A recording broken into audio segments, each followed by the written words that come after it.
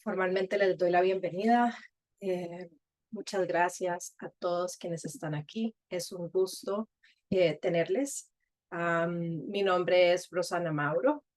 Soy la presidenta del capítulo internacional de IADEP, del International Association of Eating Disorders Professionals, y estamos muy felices de presentarles esta primera conferencia, conversatorio en conmemoración del Día Mundial de Acción por los Trastornos de la Conducta Alimentaria. Esta es una iniciativa que tiene una década, si me parece, si estoy correcta, y que busca generar conciencia y una voz pues de esperanza y de una voz de esperanza y también generar información basada en evidencia para que los profesionales, las familias, todos los que estén pasando por una situación así puedan sentirse escuchados y puedan también encontrar una manera para ser ayudados y caminar en este proceso tan retador. Regálenme un segundito que voy a compartir esto con Ayadep.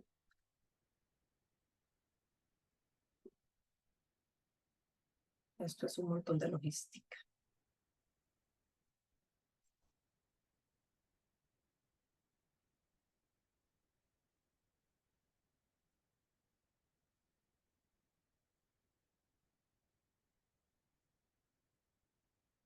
Listo, ahora sí. Vamos a seguir aceptando personas que nos vienen. Muy bien, entonces hoy tendremos este tema maravilloso que es entendiendo el cerebro durante un trastorno de la conducta alimentaria, muy importante, cómo ayudar sin lastimar. Y tengo aquí un panel súper querido y admirado de colegas de diferentes disciplinas, entonces voy a empezar por presentarlas para que ustedes las puedan conocer. Tenemos a la doctora Nayara Ispurúa. Nayara es nutricionista, especialista en trastornos de la conducta alimentaria con, perdón, un momentito. Espérense un momentito que, perdón, perdón un momentito que me están pidiendo algo. Vamos a ver.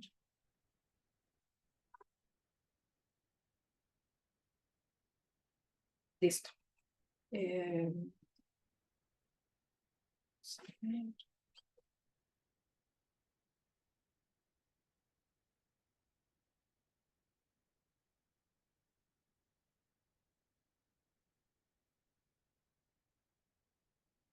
Bueno, para no atrasar, vamos a seguir. Nayara es nutricionista especialista en trastornos de conducta alimentaria con amplia experiencia en el campo, es además farmacéutica. Es parte de nuestro capítulo internacional del International Association of Eating Disorders Professionals. Vive en España y viene a contribuir muchísimo desde su experiencia clínica basada en evidencia para ayudar a todas las personas que están pasando por esto y mejorar la calidad de el trato y el cuidado que se le da a estos pacientes en Europa y en España. Juana Poulisis, de Argentina, es médico psiquiatra, máster en psiconeurofarmacología, especialista en trastornos de la conducta alimentaria, fellow de la Academy for Eating Disorders, autora del libro Los nuevos trastornos de la conducta alimentaria o trastornos alimentarios. Hizo el TED Talk Cuando lo saludable no te deja vivir, docente UDD Chile, docente UAI Master, autora de varios capítulos en libros de renombre internacional para los TCA y docente universitaria de la Conolutense. ¿Es así, Juana? En Madrid. ¿Es así? Complutense. Computense, ok, listo. Y la doctora Zuleika Morillo es psiquiatra infanto-juvenil, es médico psicoterapeuta, directora general del Servicio Médico CPE Emanuel, pasada presidente de FLAPIA y Lila PETDAH, y es co-chair del capítulo internacional de IETE para República Dominicana. Además, es miembro del Comité Científico del International Federation for ADHD. Y yo soy Rosana, vivo en Costa Rica, nutricionista especialista en trastornos de la conducta alimentaria, con más de 20 años de experiencia en el tema. Y bueno, apasionada de este tema, interesada en llevarles a ustedes pláticas de calidad para que puedan familias, pacientes, profesionales, avanzar en este tema y ayudarnos en esta tarea ardua de hacer tratamiento basado en evidencia y ayudar a todos quienes lo sufren. La idea de hoy es que podamos tener un conversatorio fluido, espontáneo, que nos permita darles a ustedes herramientas y que ustedes también, si gustan, puedan interactuar. Yo voy a estar moderando y participando y al mismo tiempo viendo el chat, por lo que si alguna tiene alguna pregunta o quisiera compartir algo, está más que bienvenida. Y vamos a tener más o menos un poquito menos de una hora, así que esperamos que nos rinda bastante. Entonces, bueno, sabemos actualmente que los trastornos de la conducta alimentaria son trastornos con un gran componente neurobiológico. El cerebro es fundamental tanto para su aparición como para entenderlo en el tratamiento y desde ahí poder generar estrategias que ayuden en todos estos procesos complejos. Me pregunto, Juana, ¿qué quisieras vos comentar acerca de qué necesitamos entender del cerebro en los TCA como herramienta para avanzar? Yo pondría como título primero que los trastornos alimentarios son enfermedades de base biológica, ¿sí? O sea, normalmente se confunde de si es un capricho, de si es una moda, ¿sí? Si es una cuestión de niveles sociales altos y realmente lo que dice la evidencia científica es que hay alteraciones biológicas que predisponen al desarrollo de un trastorno alimentario. No sabemos todavía si, porque los estudios en general se hacen post recuperación o en pacientes ya con la enfermedad, entonces no sabemos bien qué viene primero, ¿sí? Como el huevo o la gallina, si las alteraciones que vemos en ese cerebro, en esa microbiota, en todo el organismo, ¿sí? Tienen que ver con las conductas restrictivas, con las conductas purgativas o son premórbidas. Lo que sabemos que es premórbido son los rasgos de personalidad que predisponen a la persona a poder desarrollar un trastorno alimentario. Adelante, Zuleika. Sí, me parece excelente. Primero un saludo para todos los que están conectados y para los amigos miembros de este panel. Y lo que comentaba Juan es básico, que las personas puedan entender que es un trastorno de base biológica, pero lo identificamos con las manifestaciones conductuales. Mira qué curioso. Nos damos cuenta cuando la conducta cambia. Inclusive son esas red flags, esas banderas rojas que dicen a las personas que algo está sucediendo. Pero si después de este conversatorio, las personas que están conectadas son capaces de multiplicar, que son trastornos de base biológico, nos vamos a dar por satisfechos, porque se va a entender y se va a tener misericordia por aquel que lo padece y por los familiares que lo acompañan. Y digo la palabra misericordia porque eso va a permitir la empatía funcional, poder entender y poder colaborar. ¿Y qué podríamos decir que sería útil para los profesionales saber acerca de cómo se comporta ese trastorno, ese cerebro hablemos primero de un trastorno restrictivo como podría ser la anorexia o un trastorno en donde hay malnutrición como podría ser el TERIA? ¿Qué sabemos de eso y qué podría ser interesante? Pondría dos ejemplos, ¿sí? O sea, nosotros estamos dando este conversatorio para personas tal vez que no son agentes de salud, ¿sí? Hay agentes de salud y no. Entonces me gustaría como dar un ejemplo de dos tipos de cerebro, ¿sí? El cerebro bien restrictivo, típico de un paciente tal vez con anorexia o con una anorexia típica o con un ARFID, con miedo a atragantarse, miedo a vomitar, por ejemplo, miedo a que le duela la panza. Y por otro lado, voy a contar un poco el cerebro de un paciente con descontrol alimentario, ¿sí? Con atracones, por ejemplo, con impulsividad.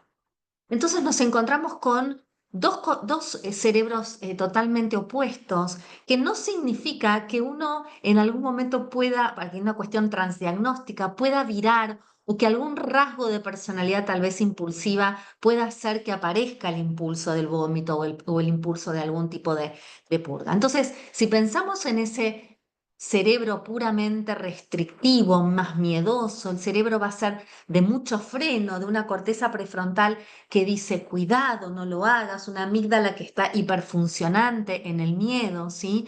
Y tal vez una alteración en la forma de percibir las sensaciones corporales, las sensaciones de hambre, de saciedad, ¿sí? De dolor, sí, tal vez más intensas. Entonces esto hace a que la respuesta de ese cerebro sea más restrictiva, ¿sí? Alejo, evito. Por otro lado, tengo el otro tipo de cerebro, que va a ser un cerebro más gustoso, más impulsivo, en donde va a tener menos freno, ¿sí? Ese cerebro. La doctora Zuleika, de hecho, está en este momento en un meeting de neurodiversidad, hablando mucho sobre ADD que nos va a contar. Entonces, tal vez un cerebro con ese déficit de freno, como puede ser un paciente con trastorno por atracón y déficit de atención, no va a poder frenar, va a tener un cerebro de de búsqueda de la novedad, ¿sí? Y entonces esto va a ser la posibilidad de un desarrollo más del tipo impulsivo, ¿sí? Entonces, estas son como las dos caras, Rosana, del cerebro, ¿sí? Adelante. Sí, quería agregar una cosa importantísima, que tanto ese cerebro que describe Juana, que es el de la conducta restrictiva, esa anorexia típica, hasta la anorexia típica, podemos decir que otra versión de los atracones, de la bulimia. Lo que tengo que tener algo con una palabra clave, y ahí entra muy en el papel de poder colaborar la parte de nutrición. Es un cerebro que está desnutrido. Y es algo que se nos hace difícil de entender.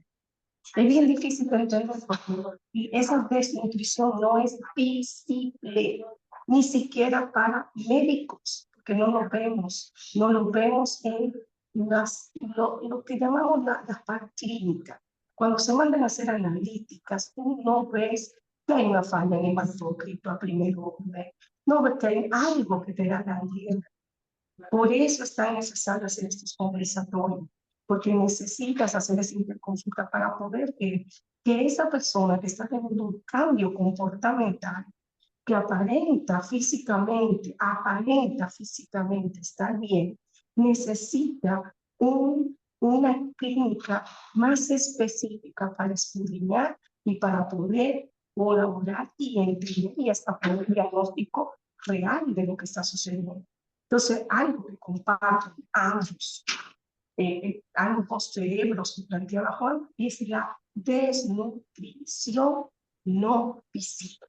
¿Para qué? Que no conoce. Totalmente. Y hablabas un poquito de los cambios biológicos y de cómo la nutrición o la desnutrición puede influir sobre ese funcionamiento de ese cerebro. Ahí entendemos que hay una base neurobiológica que lleva a que el cerebro sea de X o Y manera y la persona se comporte de cierta forma y tenga ciertos rasgos. Y por otro lado, tenemos una base de la conducta que es de alguna manera influenciada por lo que está pasando en la nutrición, en los hábitos de la persona. Nayara, ¿qué nos podrías decir vos de, de cuál es el efecto de la nutrición? Puedes decir desnutrición, puedes decir sobrenutrición o lo que quieras elegir sobre ese cerebro. Sí, lo primero que me gustaría decir es que todos los trastornos de la conducta alimentaria pueden darse en cualquier tamaño del cuerpo, que creo que es algo todavía difícil de entender para muchas personas y profesionales, ¿no? Y que es suficiente que tengamos una pérdida de peso de un 7% para que se den esas alteraciones a nivel del funcionamiento del cerebro, ¿no? Entonces, partiendo de ahí, conocer un poco la neurobiología de cómo está el cerebro de esa persona, nos ayudará un poco a entender bien los síntomas y también a orientar el tratamiento, ¿no? No será el mismo tratamiento nutricional, digamos, para una persona donde la recompensa del placer, las señales del placer no lleguen y necesitemos trabajar un poco, pues bien, o a través del mindful eating o otras técnicas, ¿no? De reconectar con esas señales de placer, o no será lo mismo un cerebro pues típico de anorexia, restrictivo, que donde digamos, la amígdala detecta todo el rato peligro en cuanto le exponemos a los alimentos, ¿no? Entonces, el trabajo nutricional, digamos, sería distinto en cada paciente. Pero Por lo que sí supuesto. que tienen Sí, adelante, adelante. No, diría que lo que sí tienen en común ambos tratamientos es que tanto nuestro cuerpo como nuestro cerebro necesita estar nutrido para recuperarse independientemente del peso corporal que tenga esa persona. Completamente.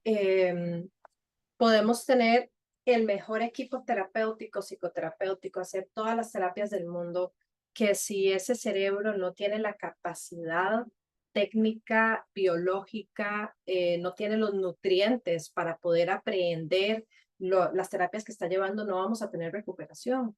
Entonces, me recuerdo una cita que decía la psicóloga Carolyn Costin, que es no tiene nada que ver con la comida, el trastorno de alimentación, y tiene todo que ver con la comida, ¿no? O sea, la comida y el estado nutricional es la punta del iceberg, pero si no resolvemos eso, no vamos a lograr tener una neurobiología, un diferente funcionamiento cerebral que nos lleve a una recuperación real, ¿no?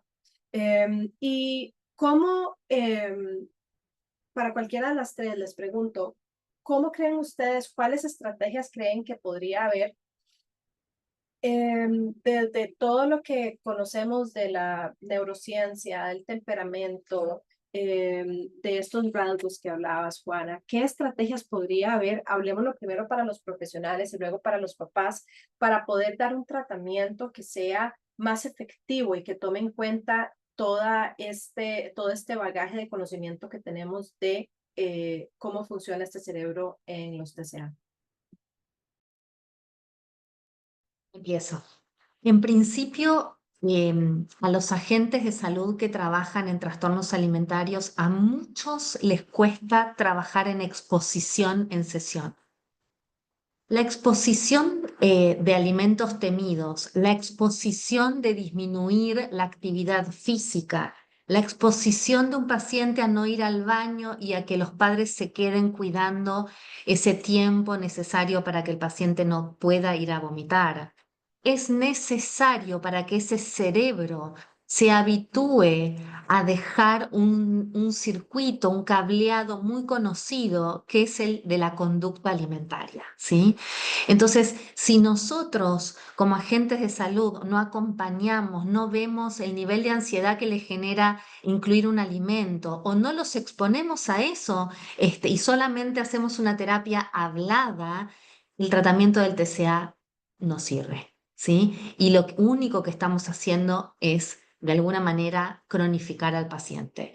Entonces, hoy tenemos tantas herramientas, Rosana, el WhatsApp para fotos, para hacer un video, para que el paciente nos muestre cómo come, cómo hace esa exposición, ¿sí?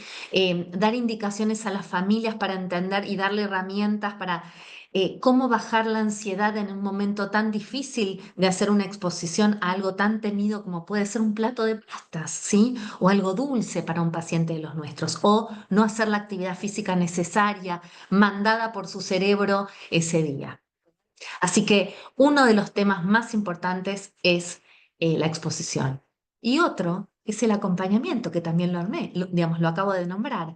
Sin acompañamiento, hasta un paciente adulto no va a poder enfrentar, ¿sí? Ir de la mano, con un WhatsApp a la distancia, ¿sí? Hacer una conversación por Zoom, te acompaño en esa comida tan difícil que tenés que hacer.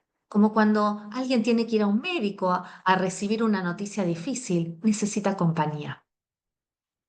Sí, qué importante estas dos cosas, ¿no? Tenemos que llevar a la acción porque no nos podemos quedar en la parte cognitiva. Podemos hablar, hablar, hablar y trabajar las creencias y las distorsiones, pero si no llegamos al punto en que por medio del acompañamiento empático, ¿verdad? Presente, tanto nuestro como de los padres, la persona nos expone, se va a quedar con esos miedos catastrofizados, ¿no? Esos miedos exagerados. Y lo que yo le digo siempre a la persona que sufre y a los papás es que no te lo estás inventando, o sea, tu cerebro cree que esto es cierto y como tal activa todos los mecanismos de un miedo, de un ataque, de la necesidad de huir. Y por eso vemos a veces en la mesa que eso se convierte como en un campo de batalla y ahorita lo hablamos de cómo podemos ayudar desde la mesa. Um, y, y desde ese cerebro que está de alguna manera colapsado y está con miedo, necesitamos generar esto, Juana, que decías, que es la empatía, pero no es la empatía porque hay un problema, sino es el verdaderamente ponernos en los zapatos de la otra persona y con la conexión. Ahí metemos el nervio vago y toda la teoría polivagal, con la conexión, con el rapport, con este sentir auténtico de que estoy aquí para vos, hacerle sentir a la persona que no está sola, que tiene no solo una persona detrás, sino una tribu, un grupo, un equipo grande de personas que quieren su bienestar. Y a veces nos toca a nosotros como profesionales trabajar fuera de horas, muchas veces, o sea, yo a veces reviso mi WhatsApp y son decenas de mensajes por día de personas que necesitan una cosita, otra cosita, y solo estar disponible genera esa empatía que da muchas veces ese impulso tan necesario que tengo para poder avanzar. Zuleika, ¿querías decir algo?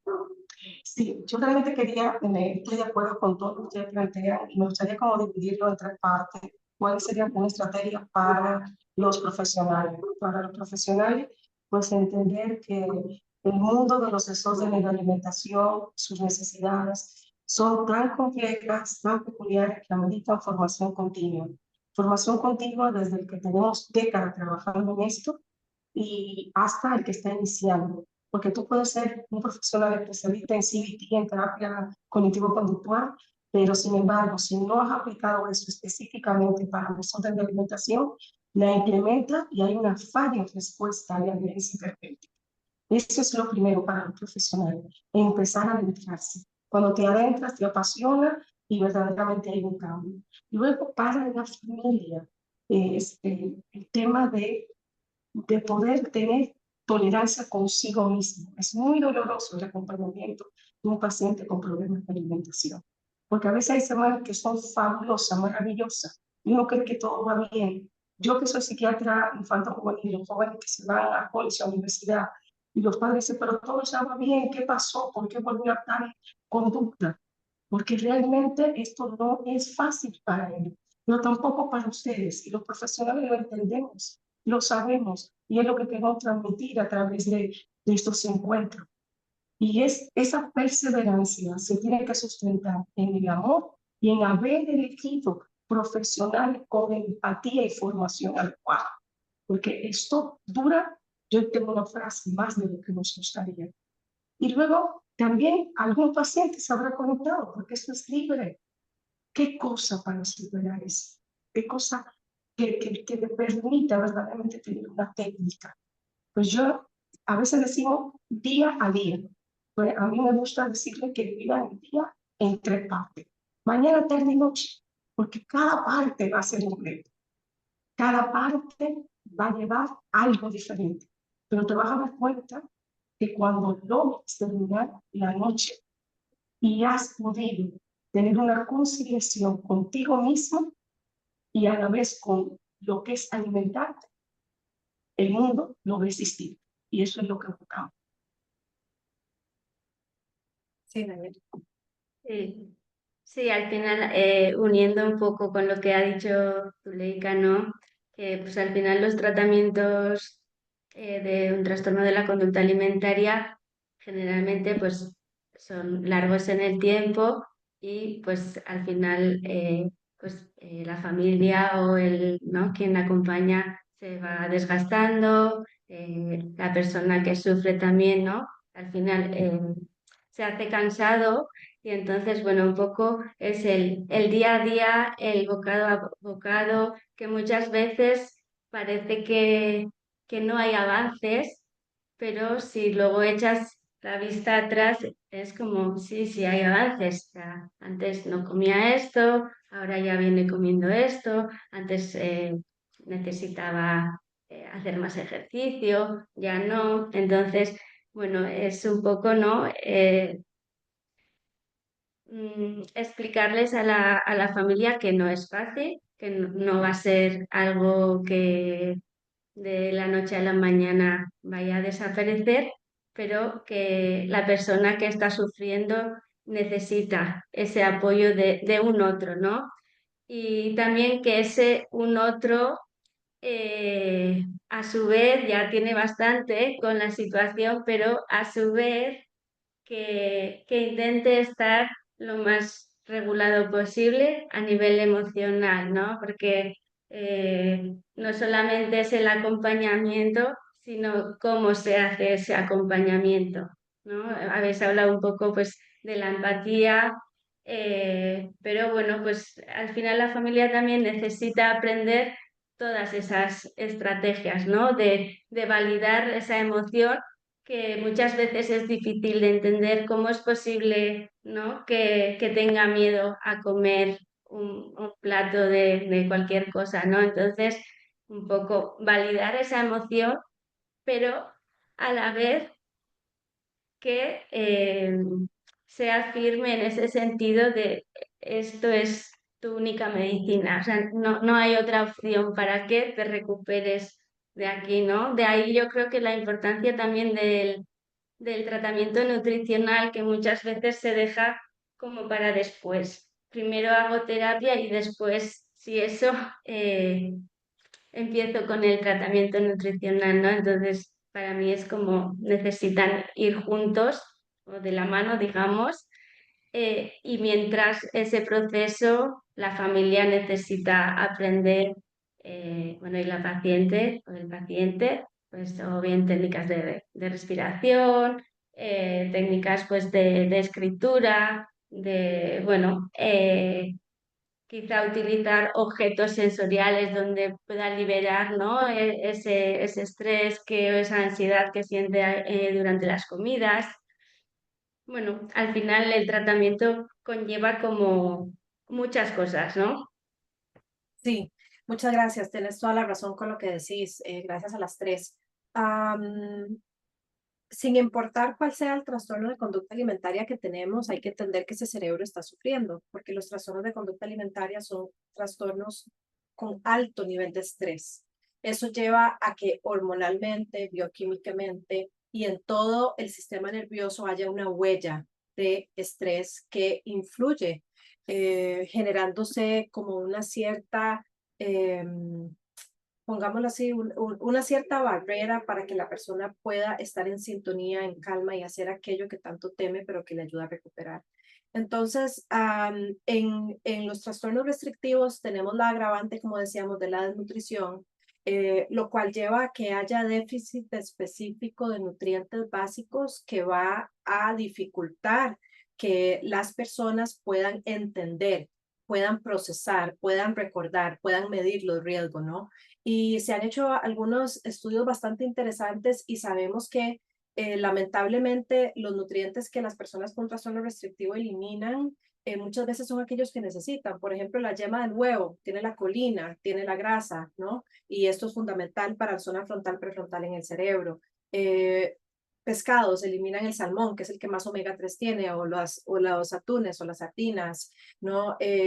La proteína de origen animal de buena calidad muchas veces la eliminan o la reducen y esto evita que se pueda formar una buena cantidad de neurotransmisores y así les podría citar con muchísimas cosas. Entonces, tenemos que recordar que tenemos a una persona que puede ser adulta joven, adulta mayor, pero que no se está comportando como tal porque biológicamente no tiene la capacidad si está en desnutrición. Entonces, no podemos negociar, era un poquito lo que decía Nayara, la comida es la medicina, tenemos que ser directivos como profesionales y como papás, mamás, cuidadores, necesitamos entender que aunque estemos ayudando a una persona que es hábil en muchas áreas, que tiene notas maravillosas, que es perfeccionista y logra todo lo que se propone, esto es su talón de Aquiles y en este momento no lo está logrando. Por lo tanto, nosotros necesitamos tomar el control para ayudarle a través del acompañamiento firme y directivo a superar esas barreras. Si tenemos un trastorno de tipo bulimia o de tipo trastorno por atracón, el tipo de acompañamiento es distinto.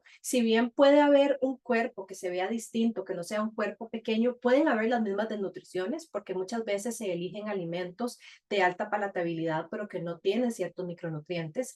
Y por otro lado, el ciclo de tanto de trastorno por atracón como bulimia está intercalado, o sea, la parte compulsiva de sobreingesta está intercalado con momentos de mucha restricción. Entonces tenemos cuerpos que pueden tener 5, 10, 15, 20, 30 años de no tener una nutrición sostenida correcta, gentil, amorosa, en donde se le da de todo lo que necesita el cuerpo. Entonces hay un déficit fisiológico por la falta de nutrientes. Y eso lo tenemos que tener en cuenta porque entonces no podemos esperar que la persona sea racional, entienda, se comporte como lo hace en otras áreas de su vida. La otra parte que quería mencionar y que creo que todas han mencionado también es la parte del sistema nervioso.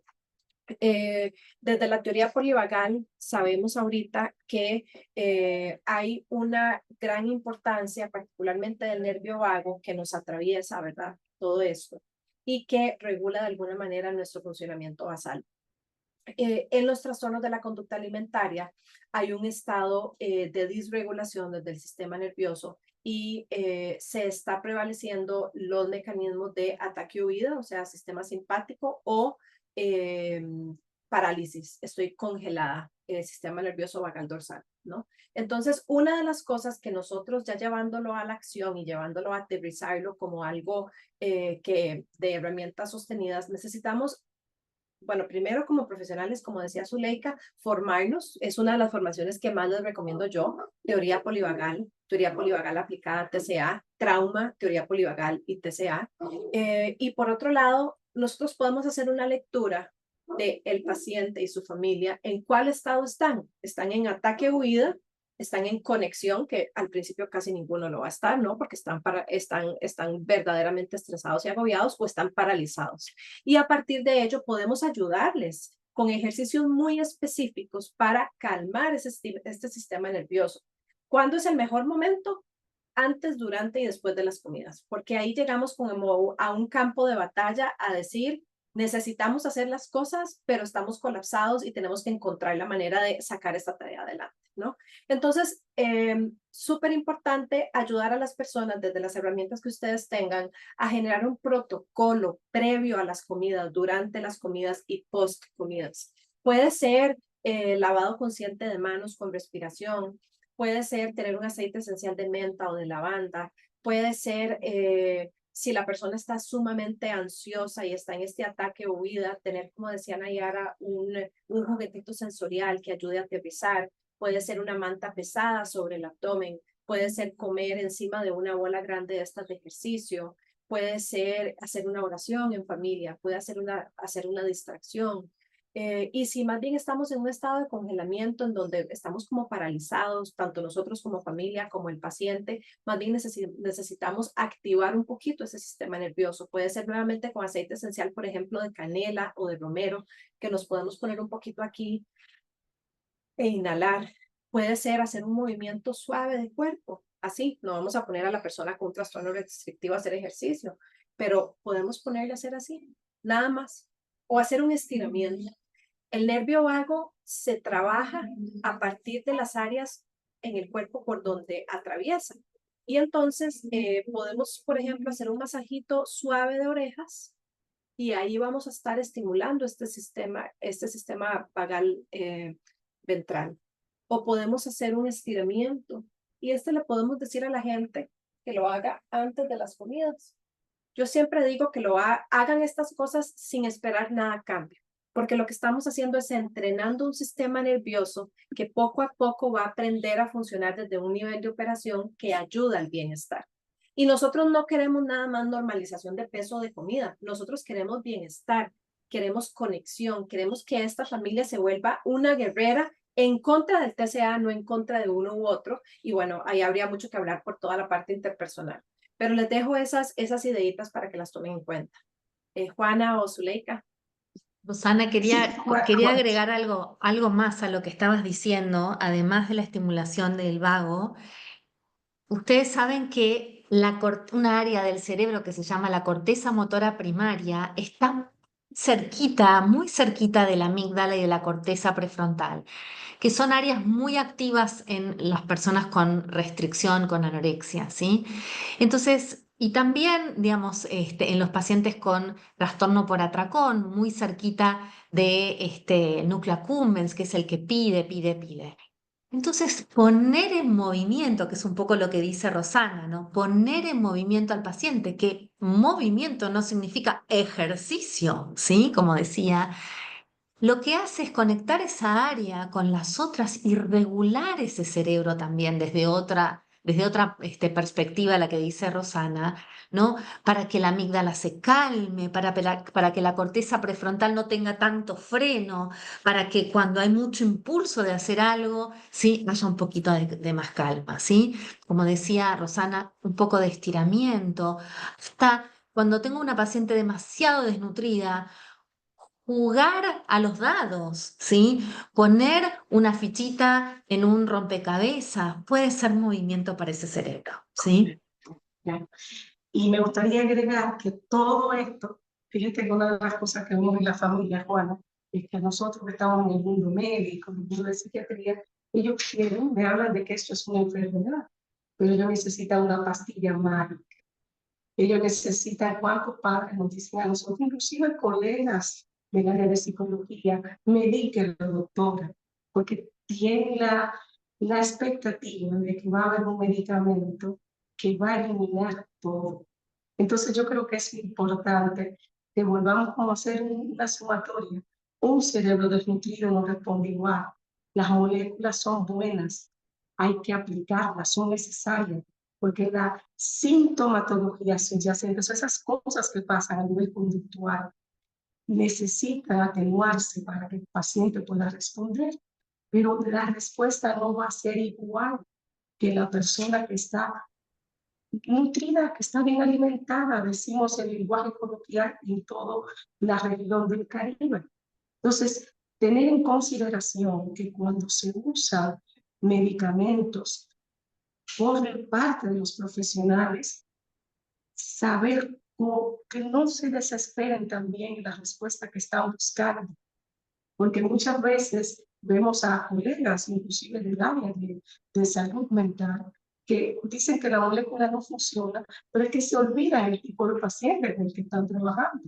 Entonces, yo creo que eso es muy importante, porque aquí, a diferencia de otros trastornos, las respuestas no son iguales. No sé si quieres agregar algo, Juan, en este aspecto. Totalmente de acuerdo.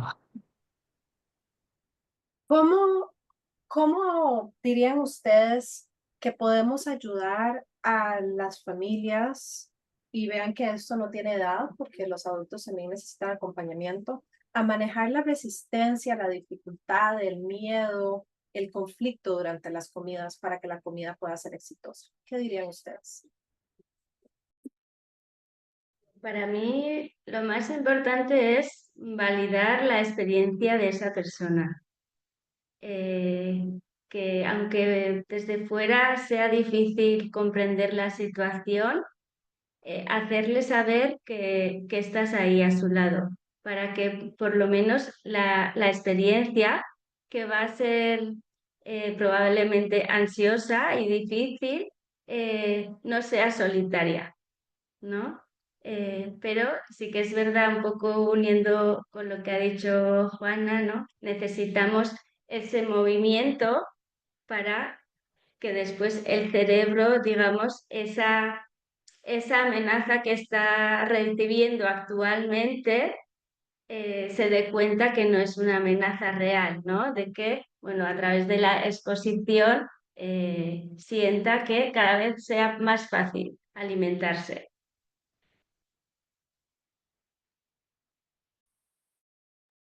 Juana, ¿agregas algo? Sí, también pienso que cuando son adultos, eh, poder hacer con el paciente el balance de digamos, cuánto obstaculizó esta enfermedad su vida, ¿sí? Este ejercicio de em, el trastorno alimentario como un amigo, como el mejor amigo, y el trastorno alimentario como el peor enemigo, ¿sí? Y cuando vemos en un adulto este ejercicio que proviene del Maudsley Center, del mantra, del protocolo del mantra, lo que empezamos a ver es que la lista y la carta a la amiga, la anorexia o el amigo, el trastorno alimentario es muchísimo más corta, ¿sí? Que esa carta inmensa de todo lo que generó ese trastorno alimentario en la esclavitud de la vida de ese paciente. Entonces, el poder hablar sobre eso también con la red de apoyo, ¿sí? Que también esa red de apoyo pueda develar alguna situación difícil que ha tenido que transitar, ¿sí? Porque muchas veces nos encontramos o con padres perfectos o con familias donde no se habla de las emociones, de las situaciones difíciles, todo bajo la alfombra y aparece esto de la nada que no se entiende. Y si nosotros no demostramos que, por ejemplo, en la adolescencia un papá, una mamá ha tenido una situación muy difícil con alguna conducta y cómo fue enfrentado y que tal vez hoy lucha día a día con eso, ¿sí? O lucha día a día con la ansiedad o con su baja autoestima o con el enfrentar el envejecimiento, ¿sí? Esto hace a mayor compasión, mayor sensación de validación y sensación de no estar solos, ¿sí? Sí. Bueno, me encantaría, bueno, pues seguir la misma línea de Juana, porque cuando tú ves ese paciente adulto, si lo ves en la adolescencia o lo ves en la niñez, esa amiga, ese amigo que es el TCA, curiosamente no es un amigo agradable, es un amigo sádico persecutorio, lo que permite que en esa etapa de la vida, si el profesional se entrena, si hay un buen equipo multidisciplinario, tengamos un chance un poquito más abierto. Y cuando decimos un chance es una oportunidad que no podemos perder. Aquellos que trabajan sobre todo en la primera década de la vida, y esto también para pediatría especializada y demás, todavía es más interesante porque hay que trabajar mucho con la familia, porque muchas de estas ideas se enquistan por el manejo en torno a la imagen corporal y la alimentación del sistema familiar. O sea que yo evoco que veamos esa brecha de oportunidad para poder trabajar con este tipo de situaciones en esta etapa de la vida a partir de esto que hemos comentado. Sí, y uno de los puntos es no la culpa, no el regaño, no la victimización, sino el acompañamiento desde la solidaridad de que esto es difícil, tal vez no lo entiendo porque no estoy en tus zapatos, pero veo tu sufrimiento y estoy aquí para vos. Y normalmente las familias, bueno, sí, normalmente las familias piensan que el que va a tratamiento es su familiar que tiene el problema. En realidad aquí involucramos a toda la familia, porque necesitamos familias sabias en los TCA, hábiles en co-regularse, en regularse para luego co-regular Y necesitamos, yo les llamo que necesitamos generar ambientes de confianza. Yo en la primera cita, cuando hablo con un familiar, siempre digo, somos un círculo de confianza y cada uno de los eslabones es fundamental. Para que esto sea un éxito, debemos estar todos trabajando en sintonía. En una parte de ese círculo o triángulo de confianza tenemos a los profesionales que desde su especialidad van a proveer guía y acompañamiento fundamental para dar los pasos necesarios. Tenemos a los padres, que son los representantes del tratamiento, los que están en el campo de batalla, en el día a día, ayudando, sirviendo, regulando, corregulando. Y tenemos al paciente, que está haciendo un trabajo sumamente importante y duro de implementar esos cambios y enfrentarse a sus miedos. Entonces, todos debemos estar trabajando en sintonía. Y no vamos a ser exitosos en el tratamiento y recuperación de un TCA si la familia no nos está acompañando y acompañándose. Por eso la terapia familiar muchas veces es fundamental, porque ahí es donde cada uno nos podemos entender, conocer, revisar y plantear las metas necesarias para poder avanzar hacia la recuperación. Tenemos factores que propician una recuperación y tenemos factores que obstaculizan la recuperación.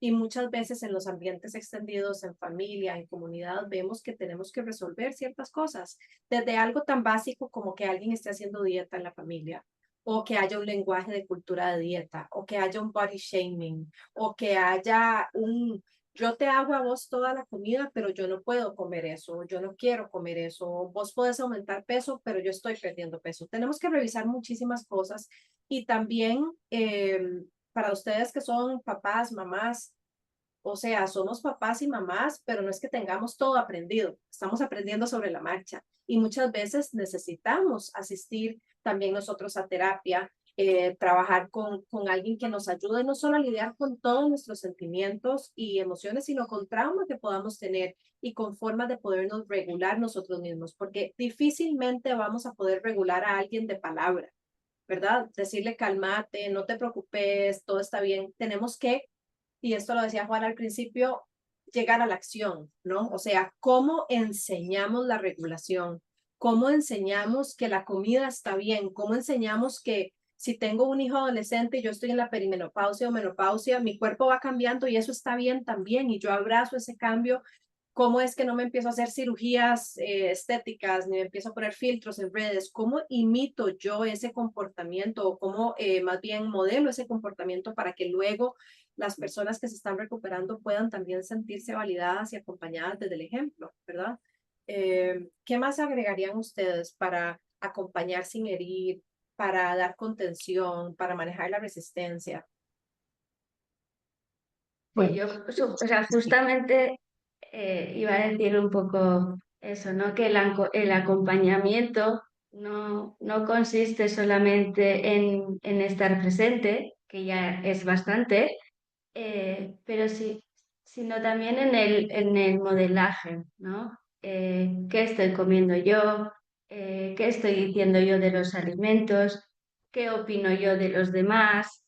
Eh, ¿Cómo me miro en el espejo? ¿Cómo me hablo? Entonces, tenemos que cuidar un poco bien a la persona que tiene dificultades, pero también, ¿no? Todo lo que hacemos, todo lo que hablamos. mm,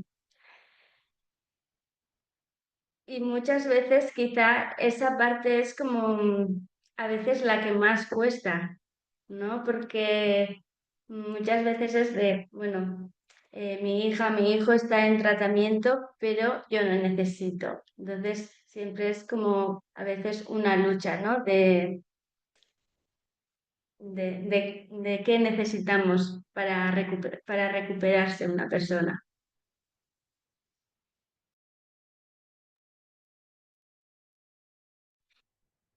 Zuleika. sí, no, había como una pregunta que vi en el chat que hablaba de cómo manejar pacientes crónicos, y yo creo que es una pregunta que nos hacemos mucho. Y una de las, quizás un tip sencillo que me gustaría compartir, es que en los desórdenes de alimentación por más grado de expertise que tenga, por más años, cada paciente es un nuevo comienzo.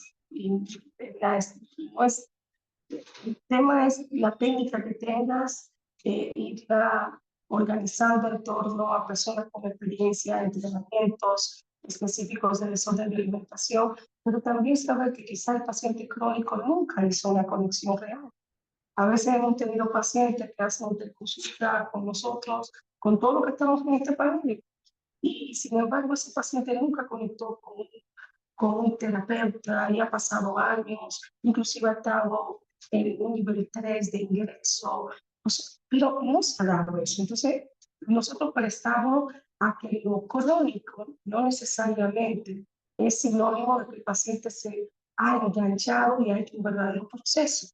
En fin, saber que cada paciente es un nuevo comienzo, es un empezar sencillo. Yo le digo empezar sencillo porque cuando empezamos de manera sencilla, es que el paciente sienta que te importa, pero también los familiares que sientan que nos importa lo que ellos están pasando.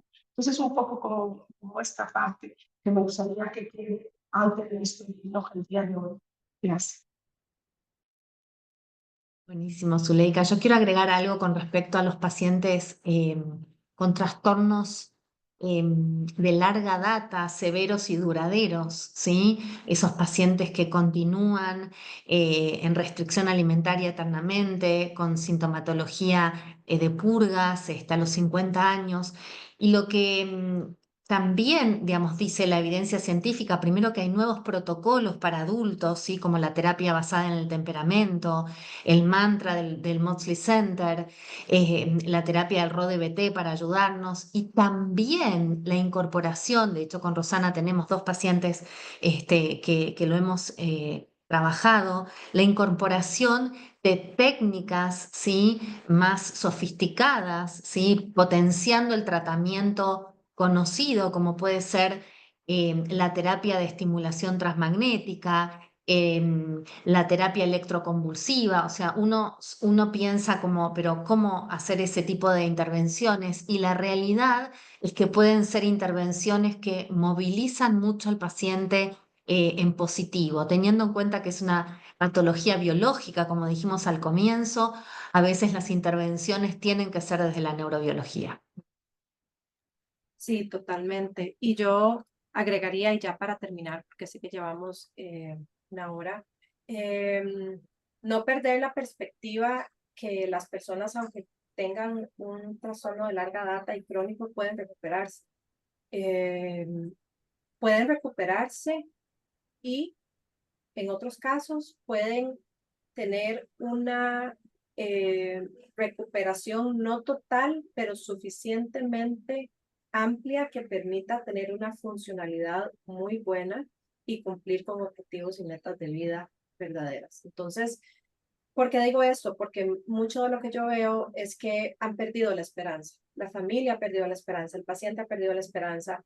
Ya me dijeron que esto no se recupera, que en cualquier momento me muero. Y yo siempre digo esto, o sea, si entras a un diagnóstico basándote en la idea de que no te vas a recuperar, ¿qué ganas y qué fuerza le vas a poner? O sea, si a vos te dijeran, tenés un problema del corazón, pero no hay nada que hacer, ¿qué ganas le vas a poner a hacer el cambio? O tenés cáncer, pero no hay nada que hacer, ¿qué ganas le vas a hacer el cambio? Pues lo mismo en estos trastornos.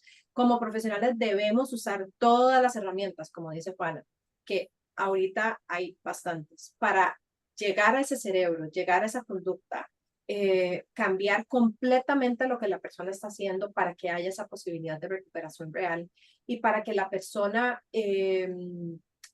pueda ir cambiando desde adentro. Es que esto no es una cuestión nada más de conducta o de comida o de cuerpo, sino que este cerebro tiene que recaviarse, tiene que regenerarse, tiene que empezar a funcionar de una manera distinta y para eso necesitamos medidas distintas. Entonces, bueno, les agradezco muchísimo, muchísimo esta participación, esta conversación. Está en redes sociales, podemos compartirla también. Los que lo quieran, ahí en el chat puse mi correo electrónico, me pueden pasar un mensaje y se los comparto con muchísimo gusto. Ha sido un gusto tenerlos por acá. Retomo lo que decía Zuleika muy importantemente, hay que hacer educación continua, hay que formarse constantemente, hay que entender que los pacientes con TCA requieren una ayuda interdisciplinaria especializada que va más allá de un conocimiento básico y desde ahí darles la esperanza de avanzar y formarnos nosotros todo lo que podamos para darles las herramientas necesarias. Muchísimas gracias Nayara, Juana y Zuleika por compartir este panel y les mando un saludo caluroso a todos. Hasta luego. Un abrazo.